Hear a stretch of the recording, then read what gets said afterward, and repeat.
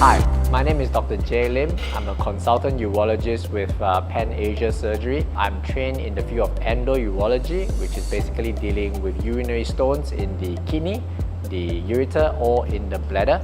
I'm also trained in robotic and laparoscopic surgery and general urology as well. Your passion for cooking is intriguing. Are there any parallels you find between cooking and performing urological procedures? I get that a lot, and everybody asks me whether the way I cut my steaks are a bit different because I'm a surgeon. I think the parallel would be actually not so much the cutting involved. I think if anything else, it is the cooking, the preparation, and the final act of the cooking itself. And it's pretty much like surgery. A lot of the time, the surgery itself is actually accumulation of many preparation work that was done in advance. So it parallels in that there's a lot of preparation work, and if you do all the preparation work very early and accurately, the actual act of cooking itself is actually not that difficult. And if you run a smooth ship like you do in surgery, the outcome should also be good as well. If you were to compare urology practice to one of your favorite dishes, which dish will it be? I think it would have to be tomahawk. Tomahawk is basically a steak, and it has a big, nice chunk of meat with a big step of bone inside. So why tomahawk is because it's pretty much like surgery. There are many ways to cook it. You can sear it and then you can oven roast it, or you can roast it and then reverse sear it, or you can just go straight into the oven itself. I have begun to actually mix and match a bit more rather than traditionally just put it into the oven for roasting. And before that, I've even gotten around to air drying it, which actually locks in the flavor a lot better. So with that, I find that it's really like surgery. There are many ways to do things. There's no right or wrong way. Whatever works for you is the best way.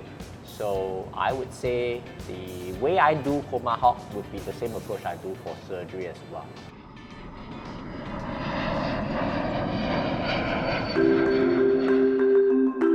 You recently went on a sabbatical year. How did that experience influence your approach to urology? So yes, I went on a nearly 1.5-year sabbatical leave to Sydney, Australia with the family. It's a bit different from the usual fellowship in that I actually self-funded this trip along with the family, so I had a lot more liberty to do the things I want, to go to the place that I want to go to, and learn the things I want to learn.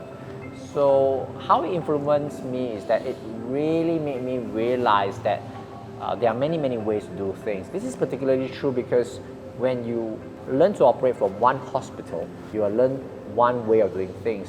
And when you go overseas and you learn from world-class urologists, you realize that there are many ways to get the same thing done. And this is a skill set that every surgeon would definitely need to go through themselves, to spend enough time to be in the thick of the action, to appreciate and to learn what they want to incorporate, what is useful to them, and become the person or the surgeon that they want to become in the future.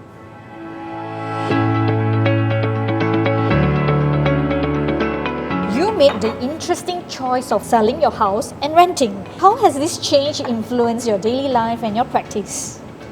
I suppose it is one of those things that I would need to balance out. To go on that sabbatical trip, we required a bit of fluidity in our financial life, and so we made the decision to actually dispose of our property. That gave us a bit more certainty when we travel overseas. That really helped in that we were able to do things that most people can't do.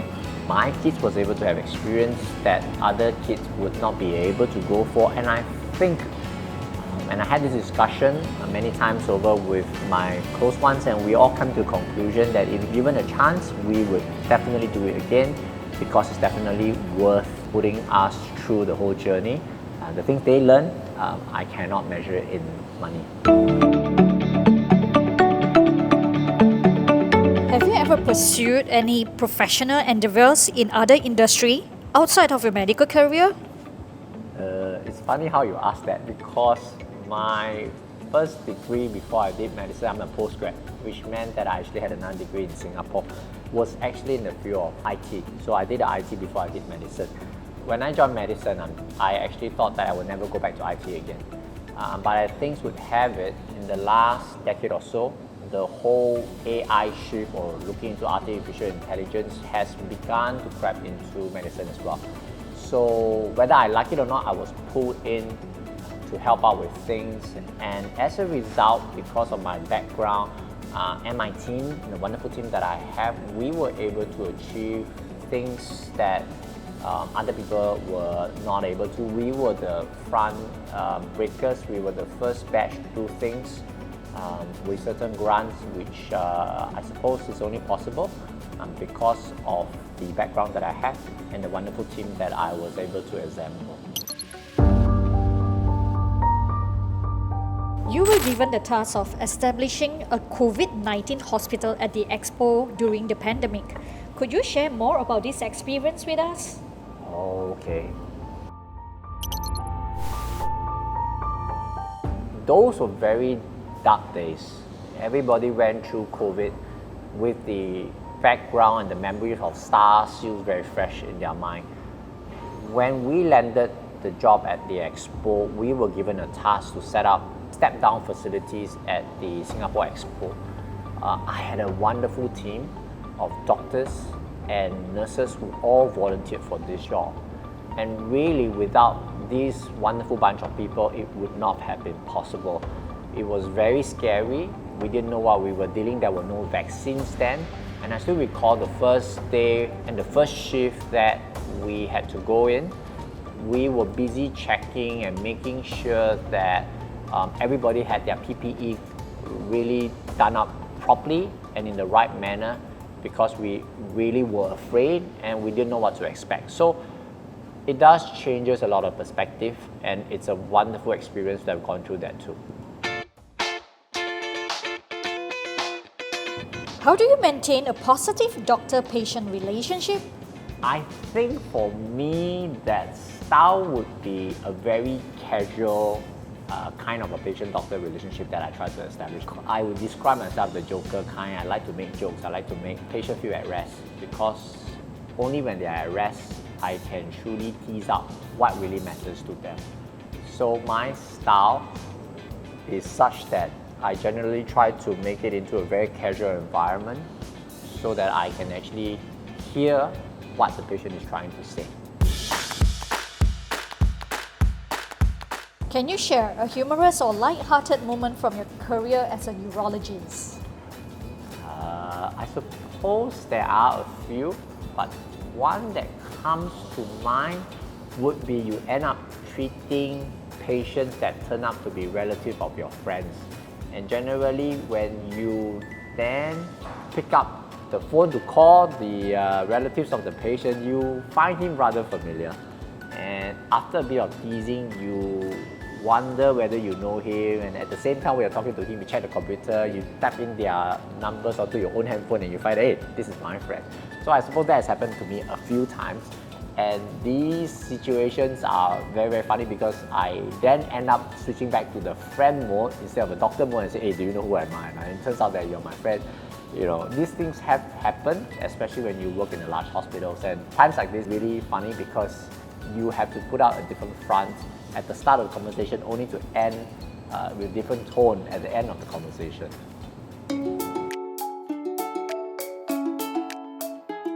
How do you stay updated with the latest advancements in urology? I think that is a challenge to any doctors in modern medicine. There are papers that are published every minute and every second of the day, everywhere in the world. It's impossible to be up to date with everything. So generally, going on conferences and listening to CME lectures, which is continuing medical education lectures, are very, very crucial to the discipline of medicine. That's probably the only way that you can go to a 2 or 3 day conference and get the summarized gist of what's developing in the world of urology.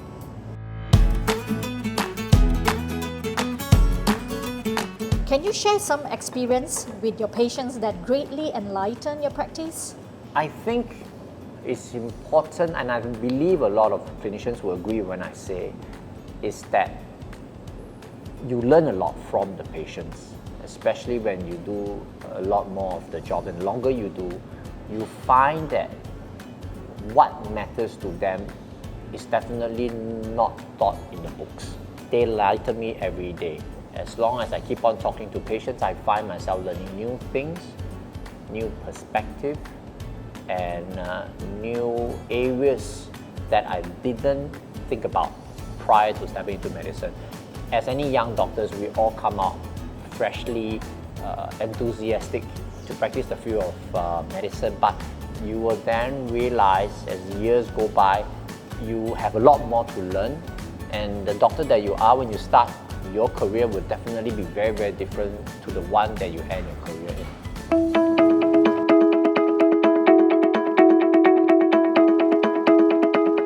What advice would you give to students aspiring to become urologists? Don't become a urologist. Okay, the honest truth is that it is a long and arduous journey.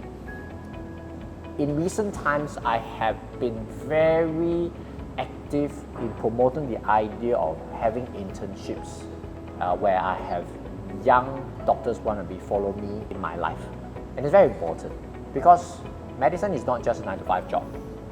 A lot of it is after hours, a lot of it is before hours, a lot of it is a lot more dedication even after you leave the hospital.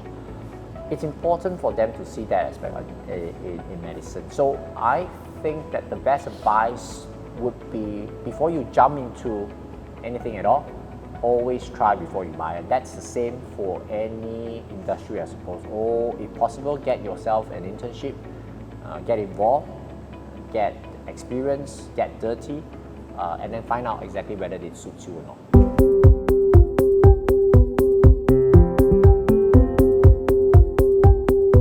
Have you been involved in any urology-related research? What were the research topic and discoveries? I'm a very curious person by nature, and I always question why things is done this way and not that way. So as a result of that, I like to get myself involved in funny projects or research. And one of the research that I always like doing is with animals, particularly in animal studies, whereby I had to pick up tips and tricks like animal husbandry, animal ethics, and animal pain and things like that. My team and I basically develops ureteric stents for our research. And to do that, we have to, before we go to humans, we naturally need to try in animal studies. So the fun part of getting involved in this kind of studies is that I am in a unique position whereby I get to see and do things outside the realm of medicine. And one particular project that we are looking at is basically using a very unique out-of-the-box way to create a stent. And so much so that we will basically develop something that is a lot better than what is currently available in the market, and hopefully that translates to a lot better experience for the patient as well.